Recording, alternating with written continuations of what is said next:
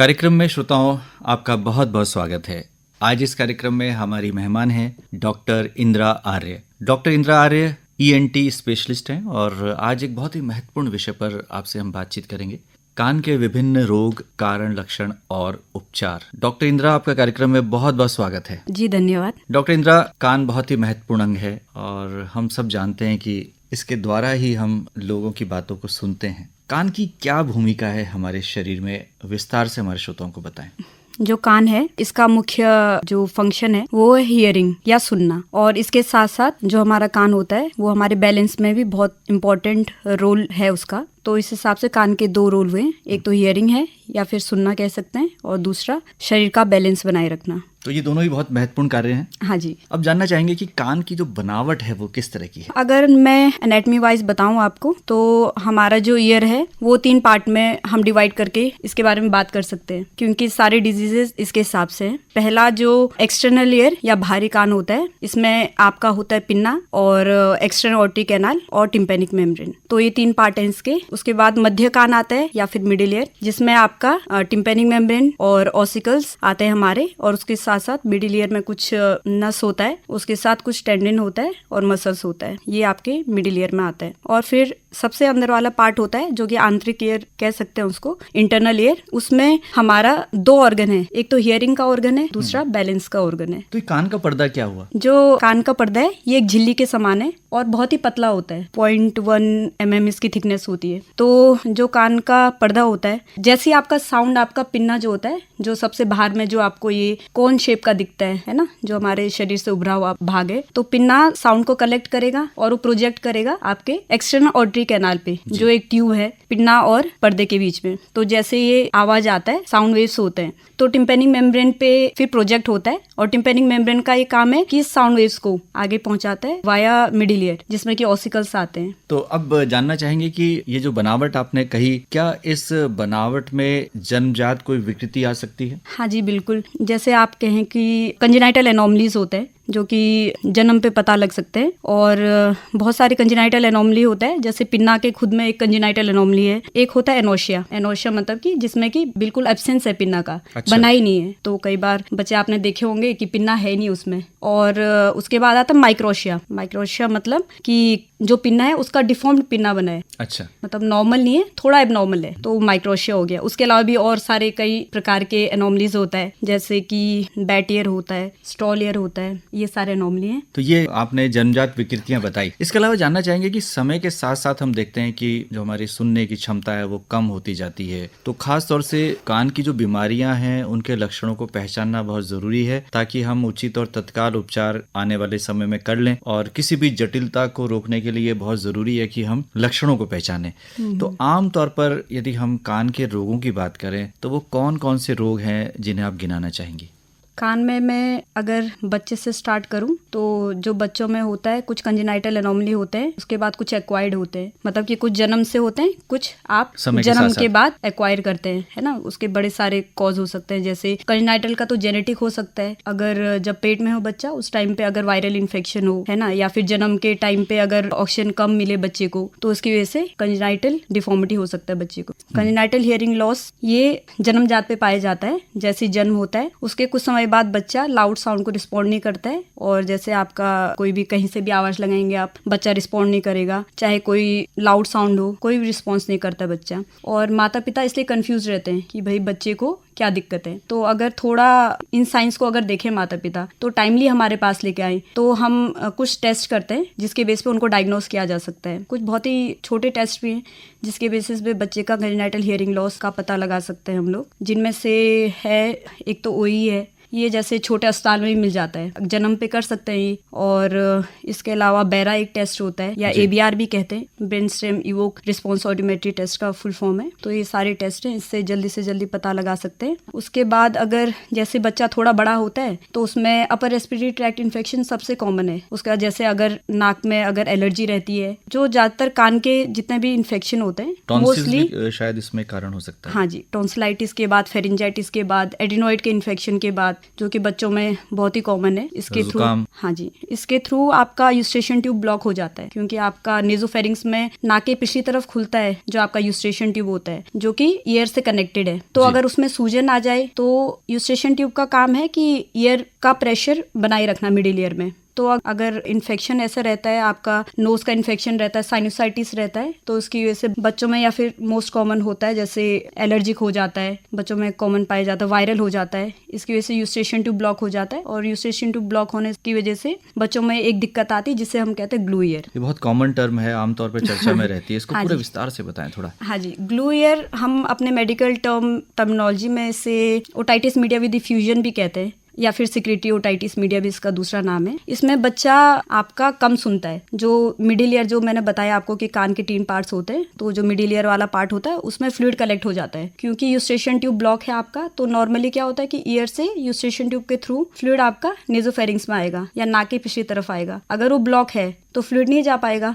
और एलर्जिक की वजह से या फिर कोई और इन्फेक्शन की वजह से फ्लूइड कलेक्ट होता है मिडिल ईयर में, और जिसकी वजह से सुनाई कम देगा बच्चे को। और जब बच्चा कम सुनेगा तो उसके बाद बच्चे को क्या सिम्टम आते हैं कि बच्चा बोल नहीं पाएगा। अगर बहुत छोटी उम्र से उसको ग्लू ईयर है तो आगे जाके उसको बोलने की भी दिक्कत होती है, तो स्पीच में भी डिफिकल्टी होती है। जी, तो जहाँ एक तरफ बधिरता बढ़ती है वहीं हम देखते हैं कि बोलने में भी वो असमर्थ दिक्कत होता है। कान में दर्द होना, ओटेल्जिया जिसे कहते हैं, ये क्या है डॉक्टर इंदिरा? कान में दर्द होना एक सिम्टम है, उसके बहुत सारे कॉज हो सकते हैं। ऐसे नहीं है कि बस कान की दिक्कत की वजह से कान में दर्द होगा, आपको दर्द महसूस होगा। हम कहते हैं जैसे रिफर्ड ओटेल्जिया भी होता है एक चीज, कि कहीं और का दर्द कान में आपको पता चलना। जैसा आपका अगर दांत में दर्द है, आपका डेंटल केरीज है, दांत में कीड़े लग गए हैं, तो उसका जो दर्द है वो भी कान की तरफ जाता है। और आपके टॉन्सिल का भी जो दर्द होता है, अगर टॉन्सिलाइटिस है, टॉन्सिल का इन्फेक्शन है, उसका दर्द भी आपको कान में जाता है। ऐसे और कई कारण है। और जैसे कान के अंदर ही मैं 2-3 कारण गिनाना चाहूंगी ओटेल्जिया के। जैसे कान में एक हेयर फॉलिकल्स होते हैं, जो बाल होता है हमारा, एक्सटर्नल ऑर्टी कैनाल होता है, जो ट्यूब होता है, वहाँ पे जो हेयर फॉलिकल का जब इन्फेक्शन होता है, फरंक्यूलोसिस, तो उसमें भी आपका कान में दर्द होता है। और उसके साथ ओटाइटिस एक्सटर्ना होता है। ओटाइटिस एक्सटर्ना में आपके कान में दर्द होता है पेशेंट को।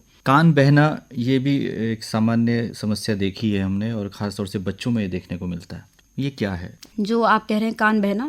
अगर बच्चों में देखा जाए तो बच्चों में एक्यूट ओटाइटिस मीडिया कॉमन है। ये सारा लिंक हमारा यूस्ट्रेशन ट्यूब से ही है। जब बच्चों को रिकरेंट इन्फेक्शन होता है, खांसी जुकाम बार बार होता है, तो उसकी वजह से आपका यूस्ट्रेशन ट्यूब ब्लॉक हो जाता है। तो फिर आपके मिडिल ईयर में, या जो मिडिल ईयर वाला पार्ट है, उसमें फ्लूइड भर जाएगा। फिर उसमें बैक्टीरियल इन्फेक्शन अगर सुपर एडेड हो जाता है तो उसकी वजह से वहाँ पे पस कलेक्ट हो जाता है। जब पस कलेक्शन होगा उसके बाद आपका प्रेशर बनाएगा मिडिल ईयर में, और वो पर्दे को फाड़ करके फिर आपका पस एक्सटर्नल ईयर में आता है। तो फिर माता पिता हमारे साथ ये कंप्लेन के साथ आते हैं कि बच्चे को पहले दर्द था, फिर दर्द है, और अब पस निकल रहा है, अब दर्द में आराम है बच्चे को। तो ये एक्यूट ओटाइटिस मीडिया है। कान के पर्दे में छेद होना, ये कॉमनली सुना जाता है, इसको थोड़ा बताएं कि ऐसा क्यों हो जाता है? जो कान के पर्दे का छेद है वो, या फिर बड़े सारे कारण है उसके। कई बार तो लोग ट्रॉमा कर देते हैं अपने कान में खुद, जैसे ईयरबड डाल देंगे, पेंसिल डाल देते हैं, पेन की रिफिल डाल देते हैं, जब कान में खुजली होती है। हाँ जी, इसकी वजह से वो काफी अंदर तक खुजली करते हैं और वो ट्रॉमा कर देते हैं आपके कान के पर्दे पे। तो एक ये कारण हो सकता है कान के पर्दे का, कान के पर्दे में छेद होने का। और दूसरा ये है कि अगर एक बार आपको एक्यूट ओटाइटिस मीडिया हो जाए, जिसकी वजह से परफोरेशन हो जाता है पर्दे में, अगर वही इन्फेक्शन कंटिन्यू रहे, अगर उसको ट्रीट ना किया जाए तो वो बार बार होता रहता है, और इसकी वजह से जो परफोरेशन होता है या छेद होता है वो परमानेंट हो जाता है। लक्षणों की बात करें तो कई बार लोग कहते हैं कि कान बज रहे हैं, या उल्टी हो रही है, कान में खुजली है, कान में सीटी बजना, ये सब क्या है डॉक्टर इंदिरा? इसे हम टिनाइटस कहते हैं। इसमें अलग अलग टाइप की आवाजें पेशेंट को आते हैं। कई बार ऐसा होता है कि हमें भी सुनाई देता है वो आवाज। अगर हम पेशेंट के पास जाएं तो हमें भी सुनाई देगा वो आवाज। तो ये 2 टाइप के होते हैं। एक सब्जेक्टिव है, सब्जेक्टिव मतलब आपको लग रहा है कि मेरे कान में आवाज आ रही है, और एक होता है ऑब्जेक्टिव। हमें भी, जो डॉक्टर है या आपका जो भी ENT सर्जन है, जब वो आपको एग्जामिन करेगा उसको भी आवाज आएगा। तो जो सब्जेक्टिव टिनाइटस है, इसके भी बहुत ही ब्रॉड रेंज है, इसका काफी कारण है इसके। छोटी सी चीज जैसे वैक्स खुद में टिनाइटस कर सकता है। अगर TM के पास हो, वैक्स टिम्पैनिक मेम्ब्रेन के पास हो या पर्दे के पास हो, तो खुद टिनाइटस क्रिएट करेगा। उसके अलावा अगर हम बड़ी चीज की बात करें तो कान के अंदर होती है हमारी कैरोटिड आर्टरी, रन करती है हार्ट से निकल के, जब आपकी गर्दन में आती है, फिर वहाँ पे इंटरनल कैरोटिड आर्टरी जो होती है तो उसका अगर एन्यूरिज्म हो जाए तो उसमें भी टिनाइटस इंसान को लगता है कि कुछ रिदमिक सा साउंड सुनाई दे रहा है। और इसके अलावा जैसे अगर टीएम जॉइंट होता है, जैसे जबड़ा होता है हमारा कान के पास टीएम जॉइंट होता है, अगर इसका भी कोई दिक्कत हो तो उसकी वजह से भी टिनाइटस हो सकता है पेशेंट को। अब जानना चाहेंगे आपसे कि जांच क्या क्या करते हैं ईएनटी सर्जन, खास तौर पे जब जाते हैं और वो कान के रोगों की जांच कर रहे हैं, तो कौन से प्रमुख जांचें हैं? जब हमारे पास पेशेंट आता है सबसे पहले हम उसको क्लिनिकल एग्जामिनेशन करते हैं। और पहले तो हमारे पास बुलसाई लैंप होता है जिससे हम लाइट प्रोजेक्ट करके देखते हैं, ईयर को एग्जामिन करते हैं। पहले भारी पिन्ना को एग्जामिन करेंगे, उसके बाद कैनाल को एग्जामिन करते हैं। उसके बाद हमारे पास कुछ और टेस्ट होते हैं, जैसे बेसिक टेस्ट हम ट्यूनिंग फॉर्क टेस्ट करते हैं। ट्यूनिंग फॉर्क टेस्ट में हम उन लोगों में करते हैं जिनको सुनाई देना कम होता है। अगर कोई सुनाई देने की दिक्कत की वजह से आ रहा है तो उस टेस्ट से पता चल जाता है कि कितना सुनाई दे रहा है और किस टाइप का हियरिंग लॉस है। उसके अलावा कुछ हमारे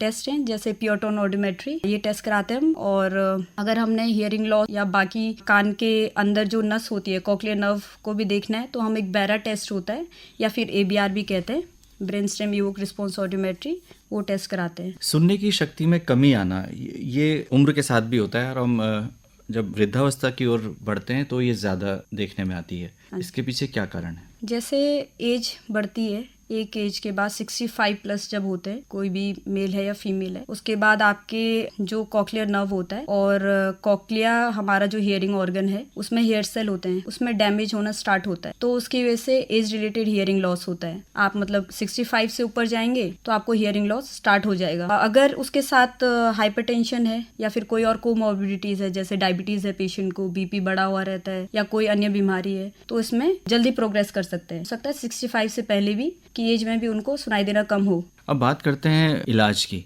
आमतौर पर किस तरह का इलाज दिया जाता है? क्या आहार में परिवर्तन, एंटीबायोटिक्स या सर्जरी कब आवश्यक हो जाती है? इलाज इलाज डिपेंड करता है क्या पेशेंट कंप्लेन लेके हमारे पास आ रहा है। अगर सिंपल वैक्स के साथ आता है पेशेंट, जिसमें कि मेन कंप्लेन पेशेंट का होता है कि कान में खुजली हो रही है और कान बंद लग रहा है, तो अगर ऐसे कंप्लेन के साथ आ रहे हैं तो हम पेशेंट को वैक्स को सॉफ्ट करने के लिए दवाई देते हैं, ईयर ड्रॉप्स देते हैं। और जब वो सॉफ्ट हो जाती है उसके बाद हम सिरिंजिंग या इंस्ट्रूमेंटेशन से वैक्स रिमूव करते हैं। अगर पेशेंट हमारे पास ईयर डिस्चार्ज करके आ रहे हैं या फिर कान में पस या मवाद के साथ आ रहे हैं पेशेंट, तो उसमें हम सबसे पहले ईयर एग्जामिनेशन में पस की जांच भिजवाते हैं ताकि हम एंटीबायोटिक पस की जांच के हिसाब से दे सकें। जो भी बैक्टीरिया सेंसिटिव होगा कल्चर एंड सेंसिटिविटी के बेसिस पे देते हैं जी। उसके बाद हमारे कान में जब भी पस आता है तो हम इसको 2 टाइप में डिवाइड करते हैं, सेफ है या अनसेफ है। अब ये टर्मिनोलॉजी ज़्यादा यूज़ नहीं की जाती है। अब नई टर्मिनोलॉजी है कि